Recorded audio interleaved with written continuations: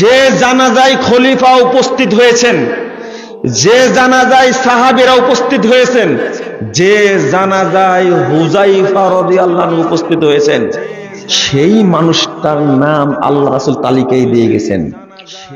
সে যে মুনাফিক, এতে কোনো সন্দেহ আছে? সন্দেহ আছে? তাহলে আপনি নিজেকে কি মনে করেন? বুঝেন না মনে হয়, তাই না? ওই সাহাবীর ব্যাপারে কোনো সন্দেহ নাই। যে জানাজায় উপস্থিত হয়েছেন খলিফাতুল মুমিনিন, ওই মাইয়িত, ওই জানাজা, এই মানুষটা কি মুনাফিক। সাহাবীরা উপস্থিত হয়েছেন, ওই মানুষটা মুনাফিক, তারা টেরই পায়নি এই মানুষ মুনাফিক হতে পারে। হুযায়ফা রাদিয়াল্লাহু আনহু কানে কানে গিয়ে বলছেন, ইন্নাহু মিনহুম, হে খলিফা, এ কিন্তু ওদের একজন। কিন্তু হুযায়ফা মুনাফিক হওয়া সত্ত্বেও তিনি হুযায়ফা রাদিয়াল্লাহু আনহু তার জানাজায় হাজির হয়েছেন। খেয়াল করেন বিষয়টা। তাহলে আমরা নিজেদের কি মনে করি? পাক্কা মুমিন মনে করি, তাই না? সাহাবীদের মধ্যে এত ইমানদার মানুষ, তারা এত ভালো মানুষ, তারা এইভাবে চলেছেন, আর আমরা মনে করি যে জান্নাতে চলেই গেছি। দাপট কত! ইন্না লিল্লাহি ওয়া ইন্না ইলাইহি রাজিউন। আল্লাহ যেন আমাদেরকে ঈমানের উপরে মৃত্যু দান করেন। কথায় কথা মিথ্যা কথা বলি আর শিরিক তো করি। বাপ মারা গেছে, কাফন পরাতে কি বলে, পানি দিয়ে ধৌত করতে গিয়ে দেখছি, গোসল দেওয়া থেকে দেখছি মায়ের কোমরে তাবিজ বাঁধা। কি বাঁধা? তাবিজ বাঁধা, তাই না? বলেন তো, আপনার মায়ের মৃত্যুটা কি ইমানের উপর হয়েছে? হ্যাঁ, ইমান কি হয়েছে?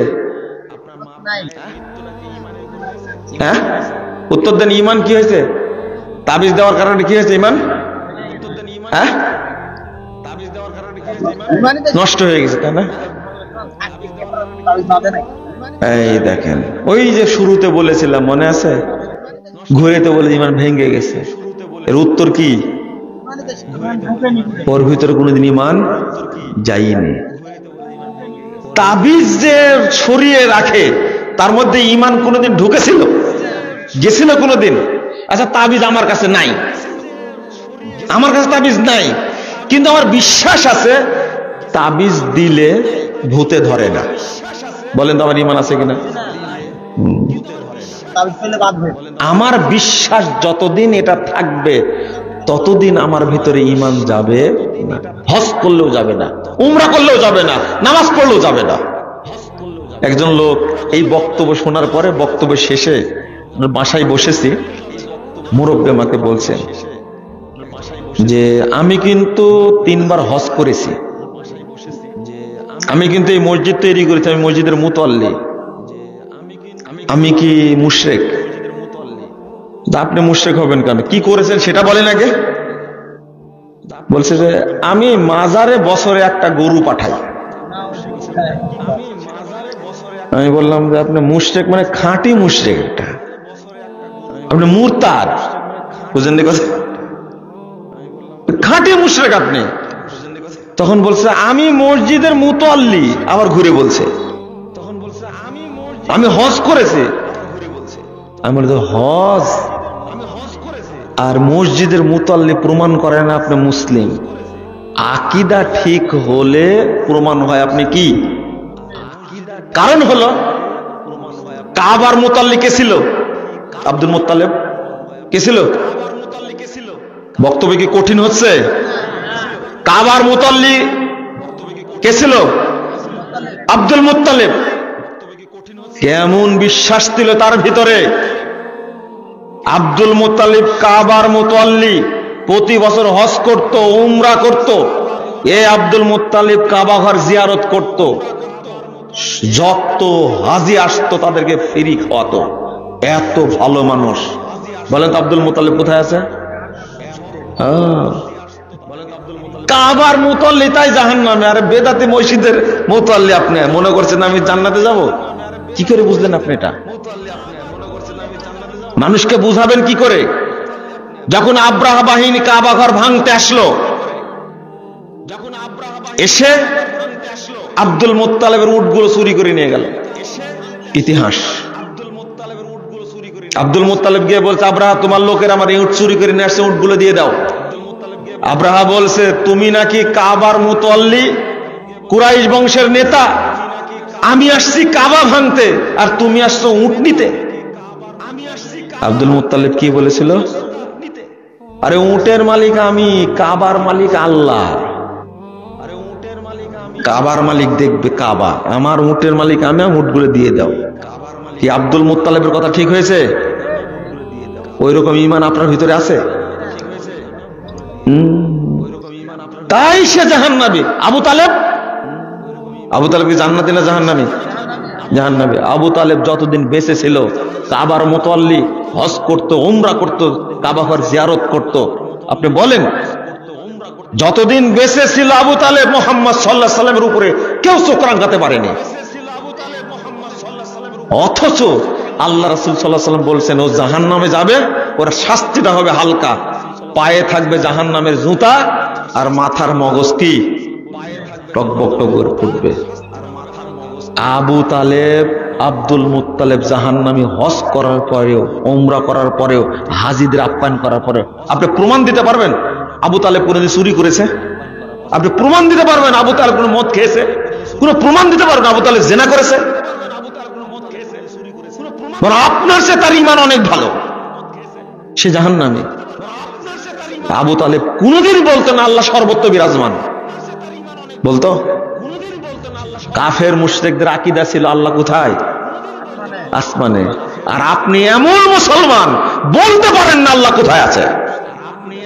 যে ব্যক্তি বলতে পারে না আইন আল্লাহ, আল্লাহ কোথায়, যে ব্যক্তি এই উত্তর দিতে পারে না, সে মুসলিম না, সে কাফের।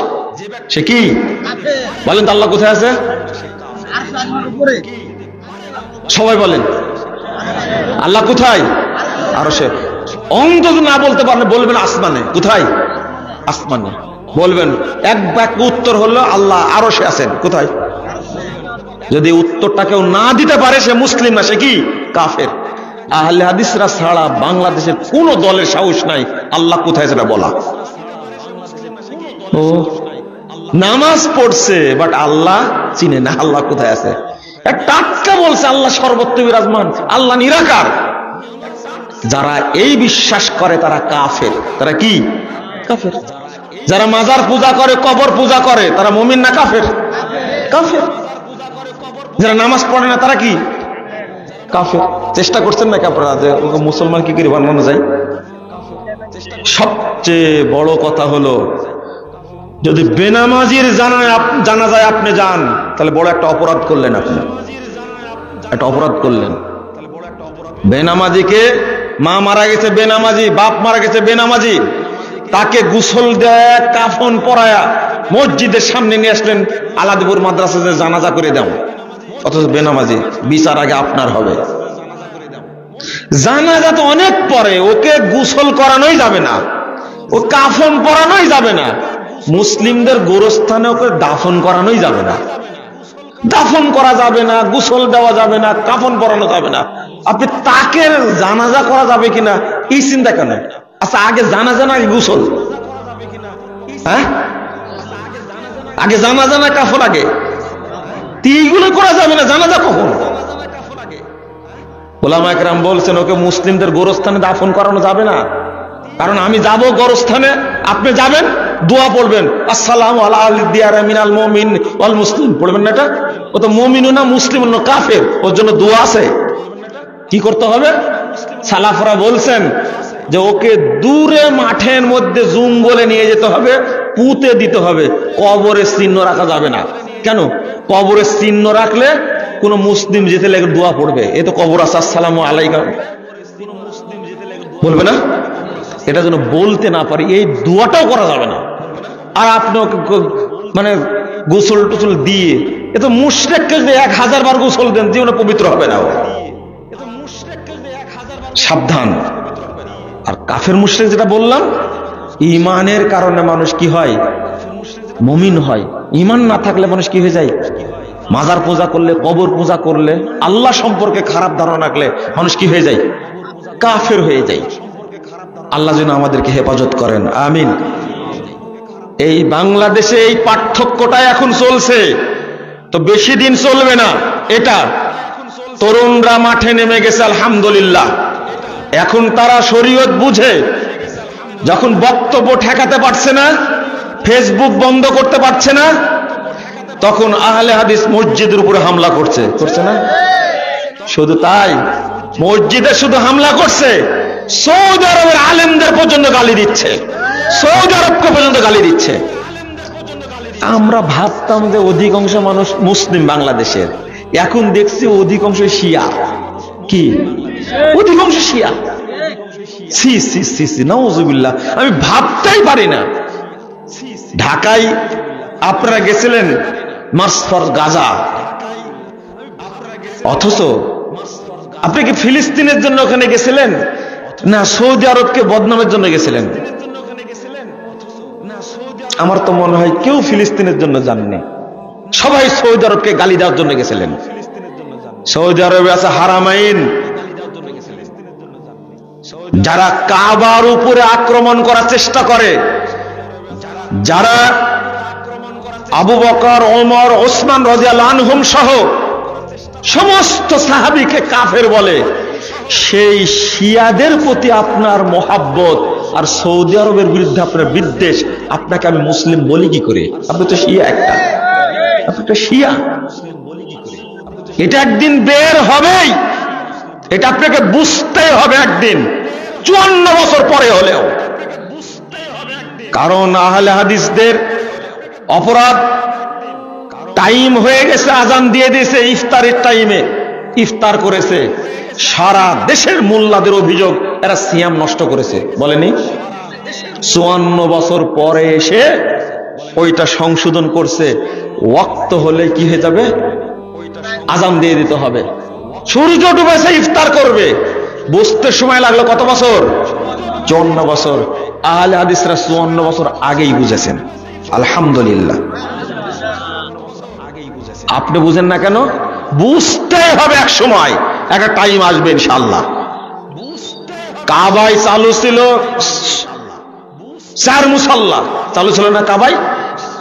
একটা হানাফি মুসাল্লা, একটা শাফি মুসাল্লা, একটা মালিকি মুসাল্লা, একটা হাম্বলি মুসাল্লা, 4 মুসাল্লা ছিল। দীর্ঘ 650 বছর মুসলিমরা 4 মুসাল্লায় সালাত আদায় করেছে। 1343 হিজরি পর্যন্ত, আজ থেকে 106 বছর আগেও কাবাতে 4 মুসাল্লা ছিল, মুহাম্মাদি মুসাল্লা ছিল। দেখেন, হানাফি মুসাল্লা আছে, শাফি মুসাল্লা আছে, মালিকি মুসাল্লা আছে, হাম্বলি মুসাল্লা আছে, কিন্তু ওখানে মুহাম্মাদি মুসাল্লা ছিল? কোনদিন মনে করেন যে মুহাম্মদ সাল্লাল্লাহু আলাইহি ওয়াসাল্লামের মুসাল্লা দরকার?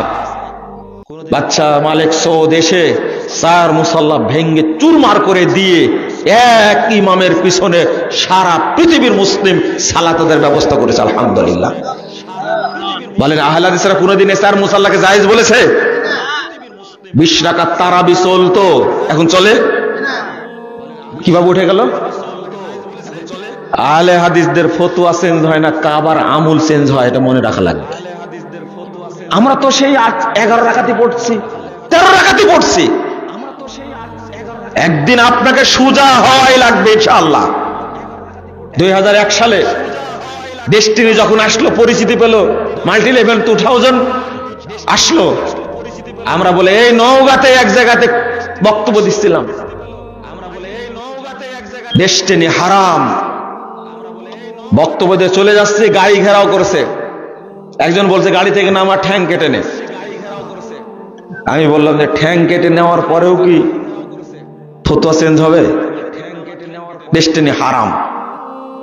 তখন বলছে আপনি কি জানেন এখানে 45টা মসজিদ আছে, সব মসজিদের ইমাম ডেস্টিনির সাথে জড়িত, আর হারাম ফতোয়া দেখলেন আপনি? ইমামদেরকে বলে এটা হারাম, ছেড়ে দেন।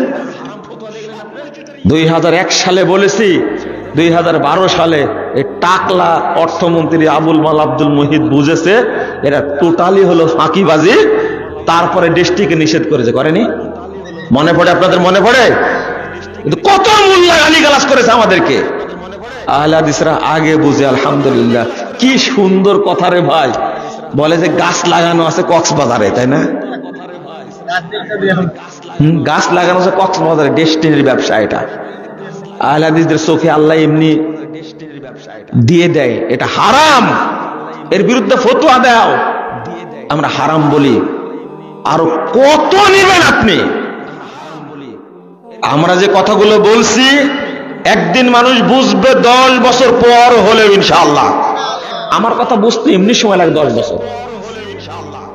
আমাকে যে পরিমাণ গালিগালাজ করে, গত কয়েকদিন আগে নারায়ণগঞ্জে রাত্রে খেতে বসছে, খাওয়ার দেওয়ার সময় বলছে পেটে কি জায়গা আছে? প্রতিদিন যে গালি খান, যে গালি দেওয়া দেয়, গালি খাই, কিন্তু তাদের জন্য দোয়া করি আল্লাহ যেন তাদেরকে হেদায়েত দান করে। আপনি এখন কি বলবেন? বহু মসজিদ পুড়ায় দিয়েছেন আপনি এই ইফতার সঠিক টাইমে করার কারণে। ওহাবি বলেছেন, কাদিয়ানি বলেছেন, মাশাআল্লাহ। এখন রমজানে দেখলাম যে অধিকাংশ সব কাদিয়ানি হয়ে গেছে, সঠিক টাইম আজান দিচ্ছে। ঢাকার বুকে আজীবন দেয় না, 3 দিন দিয়েছে, পরের দিন মনে হয় কে ঠেলা দিয়েছে, একবার রাইট টাইম আজান দিচ্ছে। বাবা, তোর মুয়াজ্জিনকে জিজ্ঞেস করলাম ঘটনা কি, তো বলছে যে কমিটির সভাপতি দিছে, আচ্ছা তারে ঝেড়ে। এতদিন ভুল বুঝাইছেন, সরকারও বলে দিচ্ছে ওয়াক্ত হয়েছে আজান দিতে হবে, দেন না কেন? ফাইজলামি। পরের দিন শুরু হয়ে গেছে। সময় লাগবে, কিছুদিন সময় লাগবে, কিন্তু মানুষ তো বুঝবে ইনশাআল্লাহ একদিন। মিলাদের 12টা বেজে গেছে, শবে বরাতের 12টা বেজে গেছে। যারা আজকে শিয়াদেরকে বিশ্বাস করছে, প্রমোট করছে, তাদেরও 12টা বাজবে ইনশাআল্লাহ একদিন। গালি দিয়ে কোনো লাভ নাই। সৌদি আরবকে গালি দিলেন কেন আপনি? আপনি ফিলিস্তিনকে কয় টাকা দিয়েছেন? মুনাফেক কোথাকার। কয় টাকা দিয়েছেন ফিলিস্তিনকে আপনি? কয় টাকা দিয়েছেন ফিলিস্তিনকে আপনি? কয় টাকা গেছে বলেন তো দেখি আপনার কাছ থেকে? দিয়েছেন কোনো টাকা? তুমি সৌদি আরবে গেছো, সৌদি আরবের মোহাম্মদ বিন সালমানের মূর্তি তৈরি করে হচ্ছে, জুতা মেরেছে, স্যান্ডেল মেরেছে, তাই না? সৌদি আরবের উপরে তোমার এত বিদ্বেষ কেন? তোমার যে দুলা ভাই একটা 1 নম্বর মুনাফিক এরদোগান, সে কি করেছে ফিলিস্তিনের জন্য? তোমার দুলা ভাই যে এরদোগান কি করেছে ফিলিস্তিনের জন্য? জবাব দিতে পারবো তুমি? তোর মাজায় বল থাকলে তুমি জবাব দিয়ে দিও। এরদোগান এই কাজ করেছে, ও কিচ্ছু করে একটা মুনাফিক, একটা চাপাবাজ একটা। ইরান কি করেছে? তোমার জামাই ইরান কি করেছে? ইরান কি করেছে? তোমার বাশার আল আসাদ কি করেছে? 53 বছর যাবত 10,000 আলেমকে এই শিয়া বাশার হত্যা করেছে। হুতিরা ইয়ামানে 7,000 আলেমকে হত্যা করেছে, সুন্নি আলেমদের হত্যা করেছে। আর তুমি তাদেরকে দুলা ভাই বানাইছো, তাই না? সুন্নি তুমি, আর শিয়াদেরকে দুলা ভাই বানাইছো। হামাসের বড় মিত্রকে ইরান, বড় সহযোগী হলো ইরান। 2 নম্বর হলো হিজবুল্লাহ, 3 নম্বর হলো হুতি, 4 নম্বর হলো বাশার সিরিয়ার, 5 নম্বর হলো তালেবান। কই হিজবুল্লাহতে কিছুই বলছে না? ওদের অনেক কিছু আছে। চাপাবাসি করে যুদ্ধ হয়। হক যদি কেউ না বলে, হক বলবো ইনশাআল্লাহ। বুঝবে না মানে? বুঝানোর দায়িত্ব কি আমার না আল্লাহর? আমি বলবো, বুঝানোর দায়িত্ব আল্লাহ। যুদ্ধ করতে ফিলিস্তিনে যাবা, তাই না? জামাত ইসলামের বড় বড় নেতাকে ফাঁসি দিয়ে হাসিনা শেষ করে দিল, তুমি ঠেকাতে পারছো? মিছিল বের করনি কেন? বুঝেন নেব না, তাই না? একজন নেতা তৈরি করতে দেখি, মতিউর রহমান নিজামের মতো তৈরি করতে পারি কিনা? তোমার এত ঈমান, মিছিল বের করলে না কেন? আর ইসরায়েলের ক্ষেপণাস্ত্র খাওয়ার জন্য, ফিলিস্তিনে যাওয়ার জন্য তুমি গেছো ঢাকায়, তাই না? না সৌদি আরবকে গালি দিতে গেছো? ইন্ডিয়ার মুসলিমদেরকে হত্যা করছে, চুরি করে তুমি ইন্ডিয়ায় যেতে পারো, এখন যাও যুদ্ধ করো। মাদ্রাসাগুলো বন্ধ করে দিচ্ছে। দোয়া করো, দোয়া করে তো কাজ হবে না। কার কাছে দোয়া করবে? আল্লাহ কোথায় আছে সেটাই ছিল না তুমি। দোয়া করবে কার কাছে? ভূতের কাছে? সব হলো মুনাফিকি। ইসরায়েল যেমন বাইতুল আকসার উপর আক্রমণ করছে, তুই বাংলা বাংলাদেশে থেকে মুসলমান পরিচয় দিয়ে আহলে হাদিস মসজিদ ভেঙে দিচ্ছ। তোমাকে আমি মুসলমানই মনে করি না, মানুষই মনে করি না। তুমি ইহুদি ইসরায়েলের চেয়ে বেশি খারাপ। তোমার ঈমান আছে? তুমি কার চিন্তা করো? ওই ভাবনা ভাবার দরকার নাই। আহলে হাদিস মসজিদে হামলা হয়েছে, মসজিদ তৈরি হবে। কয়দিন হামলা করবে তুমি? কুনুতে নাজিলা শুরু করেছি, ঘোষণা দেয় শুরু করেছি। যারা মসজিদে হামলা করেছে আল্লাহ যেন তাদেরকে ধ্বংস করেন। বলেন আমিন বলেন। আমাদের জনবল নাই, অর্থবল নাই, অস্ত্রবল নাই, তবে আমাদের আল্লাহ আছেন। আল্লাহ গজব নাজিল করবে ইনশাআল্লাহ, একটাও পার পাবে না। আমি প্রশাসনকে বলেছি, তোমার নাগের ডোকায় ব্রাহ্মণবাড়িয়ার এসপি, ডিসি, ওসি যারা প্রশাসন আছে তাদের নাকের ডোকায় মসজিদ ভেঙে দিয়েছে। এরা যদি গ্রেফতার না করে, ব্যবস্থা না নেয়, আল্লাহর পক্ষ থেকে স্পেশাল গজব নাজিল হবে এদের উপরে। এই কেএফসি এটা কি মসজিদ না মাদ্রাসা? কেএফসি বাটা এটা মসজিদ না মাদ্রাসা? কেএফসিতে হামলা হলো, গ্রেফতার হয়নি? বাটা শোরুমে হামলা হয়েছে, গ্রেফতার হয়নি? কারা গ্রেফতার করতে? প্রশাসন গ্রেফতার করেনি? এটা আল্লাহর ঘর মসজিদ। ওই বাটার শোরুম অপবিত্র, ওই কেএফসি অপবিত্র, ইসরায়েলে যদি পণ্য হয়, কিন্তু মসজিদ হলো আল্লাহর ঘর। আমি যদি একটা বাথরুম বানাই, আমি আহলে হাদিস, তুমি আমার বাথরুমে হামলা করবে কেন? আমি কি নাগরিক না? এরা যারা মসজিদ ভাঙছে, এরাই হলো কাদিয়ানীদের শেল্টার দাতা, এরাই হলো শিয়াদের শেল্টার দাতা। বাংলাদেশে সিনেমা হল আছে, বাংলাদেশে শিয়া মসজিদ আছে, বাংলাদেশে কাদিয়ানী মসজিদ আছে, বাংলাদেশে বেশ্যালয় আছে। এদের বিরুদ্ধে এদের কোনো বক্তব্য নাই, এদের বিরুদ্ধে তাদের কোনো আলোচনা নাই। আলোচনা হলো আহলে হাদিস মসজিদ ভেঙে দিতে হবে। এদেরকে আল্লাহকে ছেড়ে দেবে মনে করছেন? ছেড়ে দেবে না। গজব আল্লাহর পক্ষ থেকে আসবে ইনশাআল্লাহ, ইনশাআল্লাহ। কিছু বলবো না। অনেকে বলছে মামলা করেন না কেন? আহলে হাদিসরা মামলা করে না, মামলা খাটে। মামলা করেছে কোনোদিন দেখেছেন? দেখেন তো কোথায় মামলা করেছে? আহলে হাদিস কোথায় মামলা করেছে? আমি বলেছি, আমাকে হত্যা করলে এত কষ্ট পেতাম না। মসজিদ না ভেঙে আমাকে মেরে ফেলতো, তাতে আমি খুশি হতাম। মসজিদ ভাঙলে কেন তুমি? ও সাহস আছে? আমাদের এলাকায় হানাফি মসজিদ নাই, দেওবন্দি মসজিদ নাই, বেরলভী মসজিদ নাই, আমরা কোন মসজিদে হামলা করতে চাই? ব্রাহ্মণবাড়িয়ার বাপের এই ব্রাহ্মণবাড়িয়াতে একদিন ইনশাআল্লাহ তাওহীদ প্রতিষ্ঠিত হবে এবং যত মাজার পূজারী বেদাতি আছে সবগুলো উৎখাত হবে ইনশাআল্লাহ। এটা আল্লাহর রহমত নাজিল হবে ইনশাআল্লাহ। বারাকাল্লাহু ফিকুম ওয়া জাযাকুমুল্লাহ খাইরান। আমি ঈমানের উপরে কথা বলতে গিয়ে এই সাইডে চলে আসছি, হয়তো আপনারা একটু কষ্ট পেলেন। আমি এখন বিদায় নেব ইনশাআল্লাহ।